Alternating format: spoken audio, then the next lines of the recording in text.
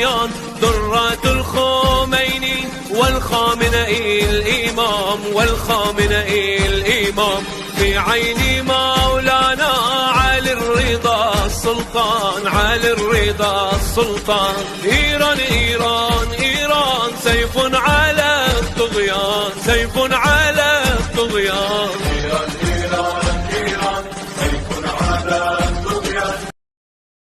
দর্শক আপনারা দেখলেন ইরান মানে সেলিব্রেশন করছেন, কারণ তারা যুদ্ধে জিতেছেন। তারা নাকি যুদ্ধে জিতেছেন, সেলিব্রেশন করছেন, বাজি ফাটাচ্ছেন। ইরানের এই ভিডিও আপনারা দেখলেন এবং আমি ডোনাল্ড ট্রাম্প কি করলো আমি সেটা ভাবছি।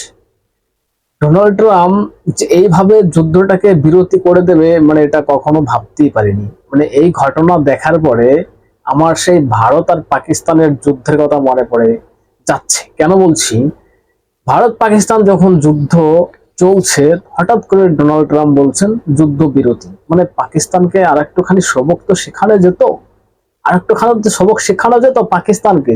যা বাড়া বেড়েছিল, যা ক্ষতি পাকিস্তানের হয়েছে, আরো কিছু ক্ষতি করা উচিত ছিল, তাদেরকে একটা চরম শিক্ষা দেওয়া উচিত ছিল। কিন্তু সেখানে ডোনাল্ড ট্রাম্প বললেন যুদ্ধ বিরতি। মানে সেই দিন এই খবরটা যখন দেখেছি যে ডোনাল্ড ট্রাম্প বলছে ভারত পাকিস্তান যুদ্ধ বিরতি, মানে কি বলবো দর্শক, সেদিন মনে মনে ভাবছি এটা কি সিদ্ধান্ত নিল ট্রাম্প।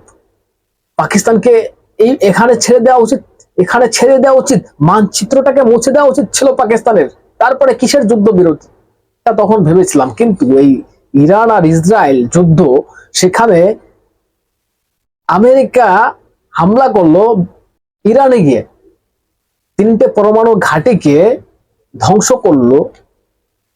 তারপরে কি হলো, তারপরে হলো ইরান হচ্ছে কি অ্যাটাক করলো মার্কিন সেনারা যেখানে আছেন কাতারে, সেখানে মার্কিন সেনা ঘাঁটি আছে ওখানে, সেখানে অ্যাটাক করলো কাতারে এবং ইরাকে।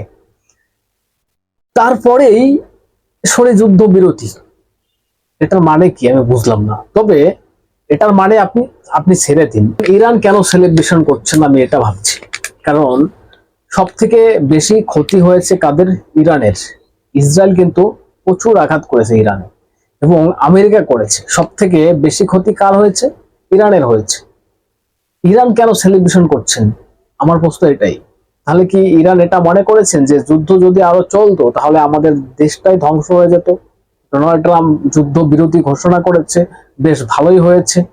তাহলে আমরা এই মানে এই আবেগে বা এই কারণে আমরা একটু উল্লাস প্রকাশ করি, তাহলে ঠিক আছে, তাহলে ঠিক আছে। আর যদি মনে করেন যে আমরা যুদ্ধে জিতেছি, তাহলে এটা কি হলো? আমি মানে এটা তখনই ভেবেছিলাম যে দেখবেন ডোনাল্ড ট্রাম্প যে কাজটা করলো এতে ইরান দেখবেন লাফাবে, ইরান লাফাবে যে আমরা যুদ্ধতে জিতেছি, যেমন পাকিস্তান লাফিয়েছিল।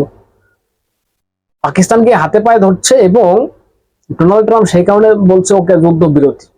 আর সেদিকে পাকিস্তানের থেকে উল্লাস শুরু, সেনাপ্রধানকে কি একটা মানে পদ দিয়েছেন আসিফ মনিরকে, এবং সেই সেম একই ঘটনা ঘটলো ইরানে। তারা বলছে আমরা যুদ্ধে জয়ী হয়েছি। তারা এইসব ভিডিও প্রকাশ করেছে, রাস্তায় নেমেছে, উল্লাস প্রকাশ মানে উল্লাস করছে পুরো।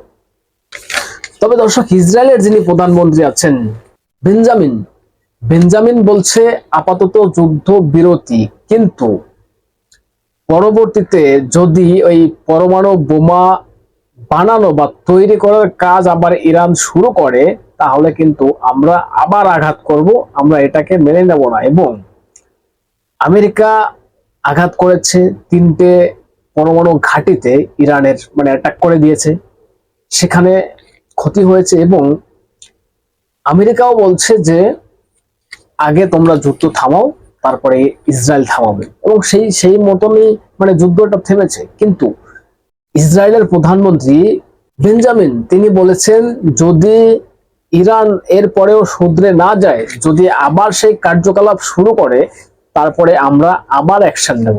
তাতে যুদ্ধ আপাতত বিরতি, কিন্তু যুদ্ধ থেমে যায়নি।